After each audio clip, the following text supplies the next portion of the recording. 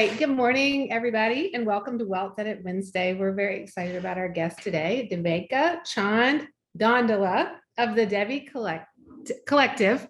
And I told her I was going to butcher that. But anyway, super excited to have you.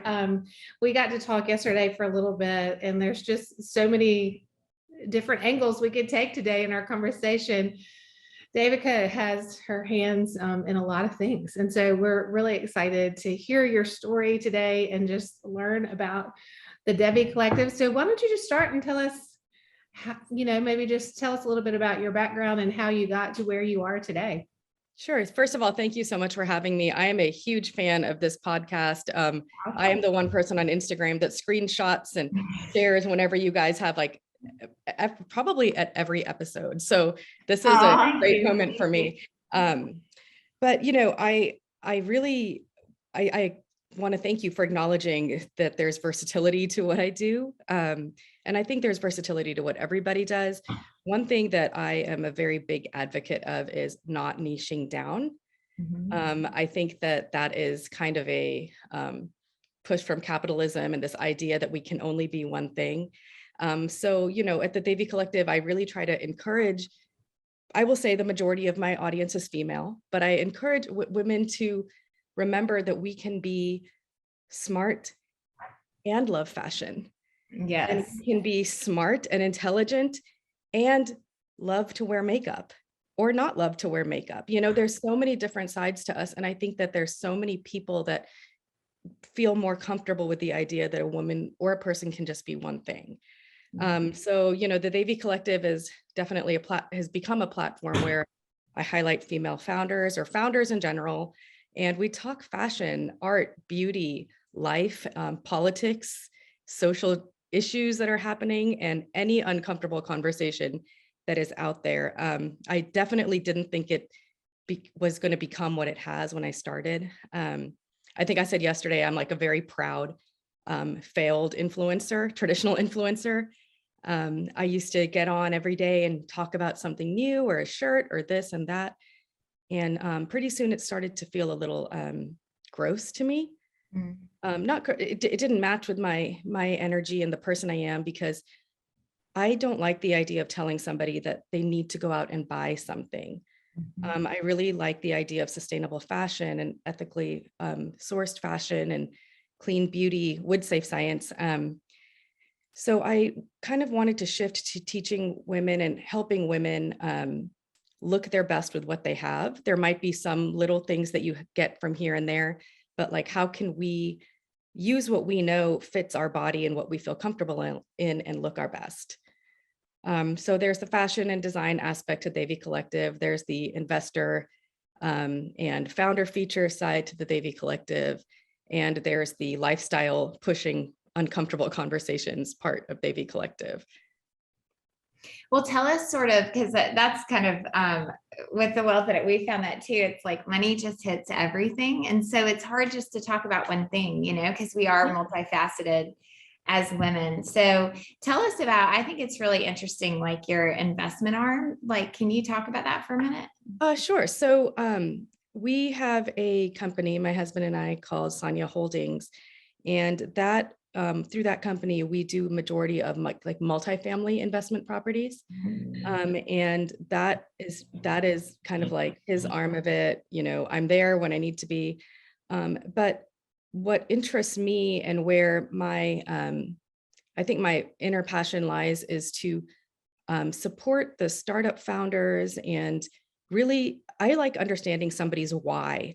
Why did you start this business? What drove you to it? What problem were you trying to solve?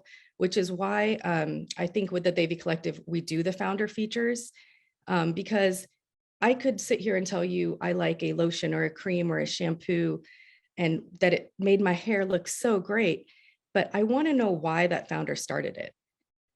What was it that pushed that? What are the ingredients in it? Why did she or he source it the way they did? And so I have kind of, on my side of it, I like to invest in the brands and the founders and get to know them. I try not to get too involved in the business side of how they want to run their show, but I think that that's a space that we need more females investing in more females. I think it's like less than 3%. I will even say, I'm going to be generous and say 5% of the funding that's there in the startup world, in the funding world, goes towards female founders. And more than that, there's a smaller margin in there that goes towards female founders of color. So, those are shifts that we have to make as a country and as a people. Yes. Well, and I we were having a conversation yesterday with some people that are in the design industry, and they were saying that really in the design industry, even people are moving towards like wanting to use these smaller, more boutique brands where they get to know the people behind the product, why they're doing what they're doing, what's the story. And I do think that that's interesting because, even with money, as we're seeing it, we see that women really do well and learn best and connect with people's stories. And I just love how, like, looking at these kind of three different areas, how we're all looking at that differently, but all that central theme of stories and how they play a role in us learning and connecting with others, whether that be on the investing side, whether that be on our personal money journey or decorating our home. It just seems like that's a common theme, and one that I love, that, just like, the Devi Collective, you're like weaving that in all these different areas. So there is a common theme there.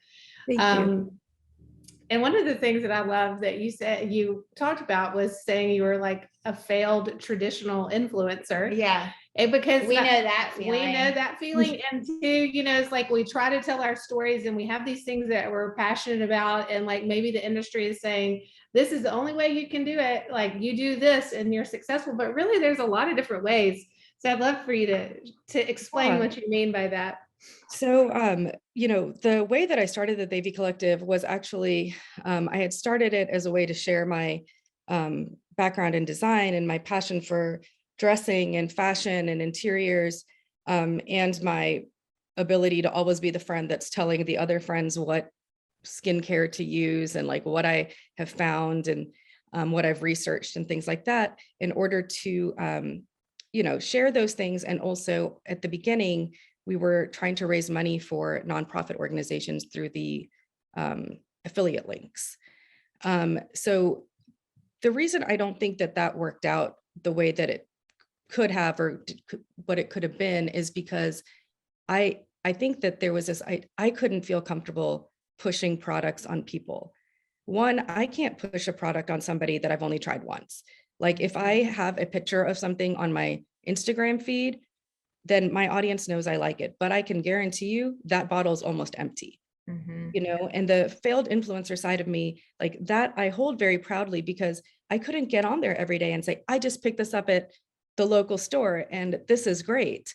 I have to try it. I have to know it. I have to see if it's a piece of clothing. I need to see how it washes. How can I suggest something to somebody and it falls apart after 2 or 3 wears? And I just couldn't keep up with that, with, I guess I want to say, the wheelhouse of that. I think personality-wise, I'm much slower, at a slower pace. I'm not a brand hopper. And so that side of me couldn't keep up. I felt bad telling people to go out and buy something, or you need these jeans, or you need this shirt. Each one of us is so different, as far as how our bodies are made and what the clothing we feel comfortable in. And I think that everybody can attest to this, that if you see somebody wearing something, you might buy the exact same outfit and it looks differently on you. It might sit differently on you, which is why, like I said earlier, like I want to show women and help women dress and present themselves in a way that they feel comfortable. What pair of jeans looks best on you in your closet. And so if I'm sitting here and I'm like, you need flare leg jeans because they are the trend and they are out there, they're this, if that doesn't fit your body type, then, what was that for? I've just failed at what I was trying to do, which was to help empower women to feel better and look better and know themselves without falling into traditional beauty standards and the standards that I think the marketing world pushes on us. Well, and it's interesting because it goes into that. It's really the same messaging, which is our tagline, which is good with money. Like, it's been so tacky to talk for women to talk about money, or it's been perceived that way, but yet it's been encouraged for us to like get the newest, cutest thing. Yes. And that has like really held that juxtaposition. It's like really held women back generally. And that doesn't mean we can't change it. I have a great friend who says, you know, it's never too late for a do-over. And I think that's true culturally. Like, it should be celebrated for women to be good with money. And the fact is that like, if I'm honest with myself, well, fashion's sort of not my thing anyway. And that's another thing we talk about the wealth that is like, what's your thing? Like, I would much rather have a nice piece of jewelry and wear dresses from Target. That's just me. Like, everyone's different, you know. We've been eyeing your necklace. I know, It's beautiful. so cute. I just picked it up when I was in Park City, Utah last week. We went Yeah, to spring break. It's good to like sort of celebrate. Like, we all work hard, and we do have if you do have disposable income, to say like, where will this actually like make me feel most authentic in spending my dollars if I'm going to spend them? But then also to celebrate like saving and just traditionally being good with money, that everyone can and should be doing that. And I think, you know, if I look at my closet, I've never needed any single thing in my closet, like with very little exception. Like, I've never bought a new pair of jeans because my jeans were out. It was like, I just didn't like them anymore. You know, like maybe it's like, I didn't want to wear skinny jeans anymore. Who knows? But like, whatever it is, it's never been for need. It's always been for want, if I'm honest with myself. So I completely understand what you're saying, because, you know, if you're constantly like putting things up there, like buy this or buy this, like it does feel a little inauthentic. Like, people have asked us sometimes for like different product recommendations, and it's just such a fine line. And we want to, like, we're like, okay, this actually has worked for me, but Yes. you also don't want it to be like a toxic trait. I don't know. So anyway, I get it. I understand what you're saying. So Yeah, it's interesting, right? Because a lot of the times that we find ourselves thinking we want to go buy something is because we are told that that's what we need to go buy. Yeah. I gave this example a couple of weeks ago about it's about the beauty industry and beauty standards. And isn't it funny how, as women, we have been told that we don't look professional until we draw a line over our lashes with a crayon? Like, it's a crayon, you know, like if you really think about it. And it's interesting to me how these beauty standards and even these fashion standards have really shaped who we are. And sometimes we forget parts of ourselves. I'll give an example of, you know, I used to get Botox, and hands down, I support it. Do it. If you love it, you love it. But a couple of, I want to say middle of last year, I had turned 40, and I kind of looked at myself, and I was 40 with braces. I had to get braces. I was like, kind of like, where am I in my life? And what do I look like? And that was actually a question that stuck in my head. What do I look like? Like me, what do I look like now? Because right now I look like the person who goes and gets Botox, but what does Devika look like? And so, you know, I stopped coloring my hair. I stopped, you know, doing stuff to my face. I'm not going to say it's permanent. I'm saying I just want to know what I look like, you know. And it's funny because you have women who, and people who have been told that they wake up and they don't even leave their bathroom until they have an entire face of makeup on. But Yeah. you know, what performance are they? It feels like we've been pushed into this performance. And when you decide to like step back and go backstage for a minute, like, I think that that's a good moment to touch base with yourself and figure out, am I doing something because I like it, or am I doing it because it's expected of me? Like, how many times do we get on calls or we're like, oh my God, please excuse my hair, or, oh, I'm so sorry, I didn't, my eyeliner is all wonky today, you know, and we're apologizing for the way we look. But why? Who made the standard of what we're supposed to look like? We look like what we look. Yeah. I have a daughter who is 17 and she's 6 feet tall, and she really doesn't care. Yeah, I love And it's so awesome. It's like, But- because she's beautiful. but I find myself being like, oh wow, you're wearing that to the birthday dinner. All right. Well, and she's like very comfortable with it. But when we do go out and buy, maybe really truly, the best part about her is if you buy like 2 cute outfits for summer, that's all you need, because she might go somewhere like where she needs to dress up 4 or 5 times. That's it. And she's completely content wearing the same thing. Yeah, my daughter's the same way. Like, she's 13, and I find myself, when I have those moments, I'm questioning, why do I think that? Who made up this standard? Right. And so it's really been like a journey of like introspection for me. And once I realized, and I touched base with, I want to say like myself, like, what do I stand for? What do I want? I don't want to be the person that's just like pushing products out there all the day, every day, all the time. I do like being the go-to person for, hey, how do you style this? Hey, how do you wear this? Hey, do you know about this brand? But I don't want to be known for always selling something. And that's not who I am. My whole goal is to, inspire women and help, or I will say inspire people and help women look their best and feel their best with who they naturally are. And when you want to step back into the performance, step back in on your own terms. Yeah. Well, okay, Devika, I want to touch on this because we had such a great conversation, and it turns out Devika's friends with our guests from last week. Oh, that's so fun. awesome. Wearing one of their You got the Power Women's blazer on. Oh, I love that fabric on the inside. That's cute. Everything they do is so amazing. It's so cute. Well, they were great. And what I loved too was like hearing the stories about like where they got their inspiration, because clearly you had somebody behind the scenes giving you all this confidence to go out there and do it. I'd love for you to share a little bit about your mom and her. Sure. So I'm a child of immigrants. I have an older brother. Both of us are very driven people. And my dad is an engineer, and my mom owned a Montessori school. And when we moved to America, I want to say when I was 10, I think. I was born in America, moved back overseas to South Korea, moved back to America, moved back to South Korea, then came back to America by the time I was 10, or I think I was 10. And my mom, she's just, I can't, there's not enough words I can say for my parents, because if you are a child of immigrants, you see how brave your parents are. First, my mom was 20 and my dad was 30. She had an arranged marriage. My dad also had to be brave and step into this arranged marriage. I think they met once or twice before they got married, which was very liberal. And they went and they hung out and went shopping or something.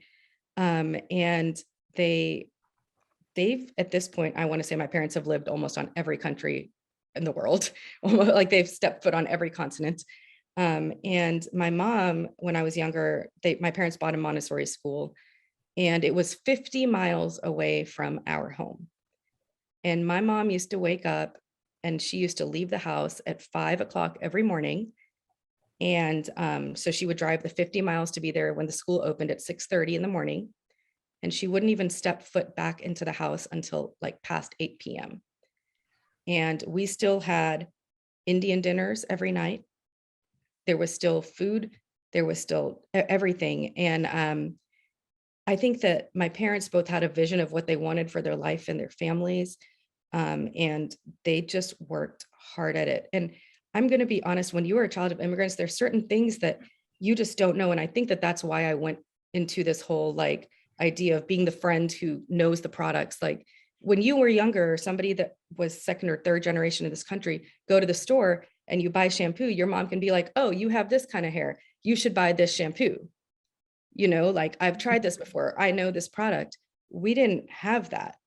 I actually have extremely curly hair, and I will send y'all a picture of what my hair was because we didn't know what to do. So I remember my mom was learning with me. I was learning with her so many things. And there were times where I can look at our relationship and I can say like, it was almost like we were sisters, being like, hey, did you try this?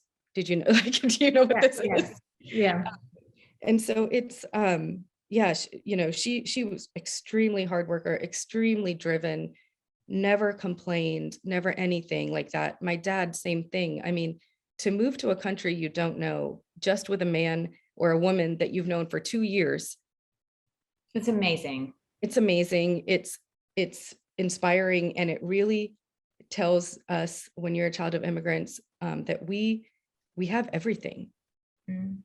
All the opportunity is there. We don't have to go and relearn something. My mom lived in New York. My parents lived in New York City at the time of the dock killers. I don't know if you guys remember that or know what that was. It was a push. It was a social thing where people were looking for women that wore bindis, and they were killing them or beating them, and so my parents had to experience and live and navigate their way through everything. They moved to South Korea.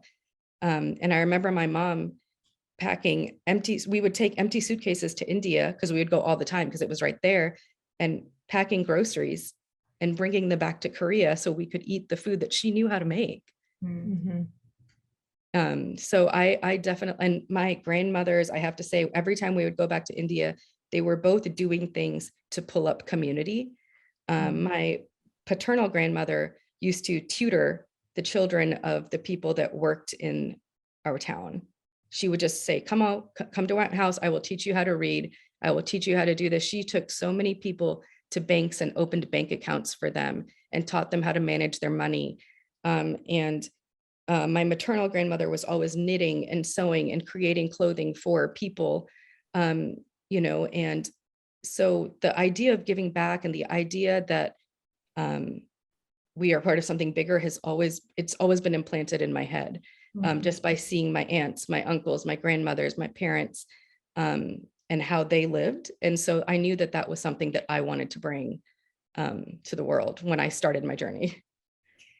Well, I love what you've just said, because as women, we're something like, I wish I had the statistic right in front of me, but a referral from a woman is like, well, it's just so powerful. We hear each other's stories, and when we do, we listen and we trust that what you say is good and would be good for me. I mean, I have very similar hair, I think, to you. It's like very curly, very thick, and it's like no one tells you what you should use, like it just, you kind of have to figure it out. So like, we really do rely on one another through storytelling. We rely on one another through sharing of best practices.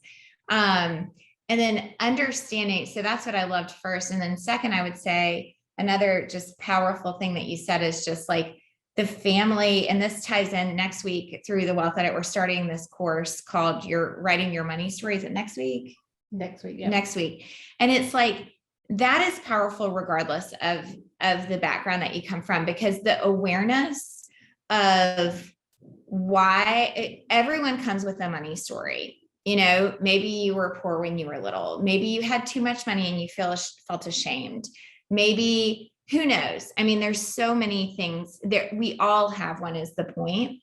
And I think you have done such a beautiful job today, and we're so grateful to have you on and just sharing that money story. I mean, really, this is where you came from. Like, this about your grandmother, what your mom and dad sacrificed to provide a life that they thought would be beautiful for you and generations to come. I just think it's so lovely. And anyway, I want to talk about two things as we close. I can't believe we try to keep them at 30 minutes. So Wow. It went by so fast. We're going to have you back. I know. But I think if you could, there's two things. So one, kind of explain how people can connect with you on here. So if any of our members want to connect, what's the best way? How can they find you?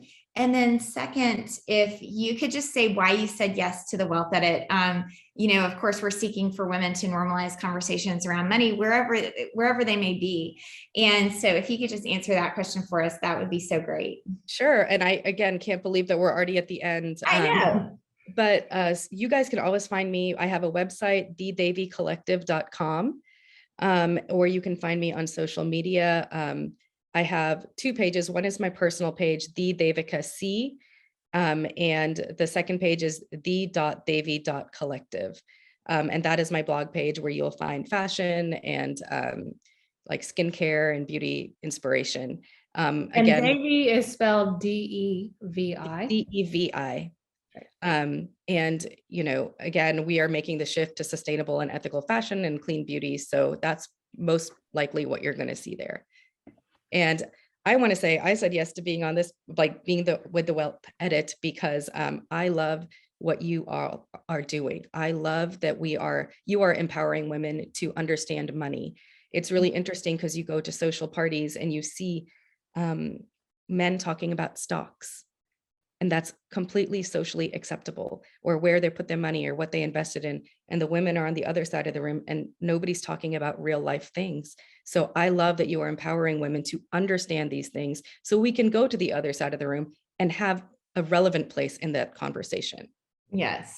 Well, I love that. And I also want you to touch on some of the courses that you have, because you really have some really interesting things that I know you have a special offer for our members. Yes. I'm really excited to offer. Oh, thank you. So we have a couple of things that are in the works on the devicollective.com. But what I wanted to offer to your audience today is our mindfulness journal. It is a 5-day course that's just going to be emailed into your email every morning. And it's just going to be a question or something you should focus on that day. You're welcome to print it out and write on it if you want. It's a journal. It can be used in a journal setting, but it's more to get into your head to reintroduce yourself to yourself. Oh, I love that.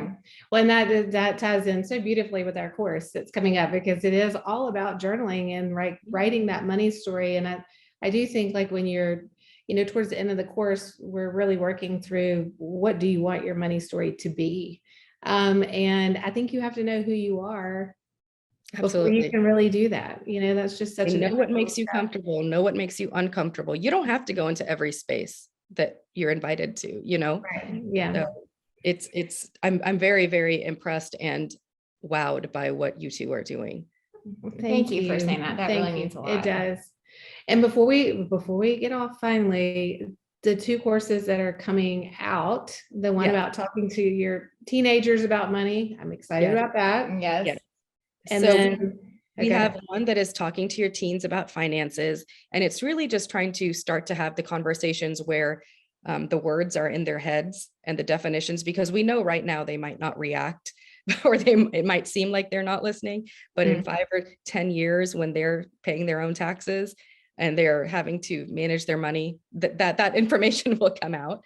So we have that's going to launch soon. And we also have a 7 days of shopping your wardrobe that's going to be coming out soon. And that's one that I, of course, am very passionate about. And I mean, I'm passionate about both of them. But again, I love the idea that women most of the time already have what they know looks good on them in their closet.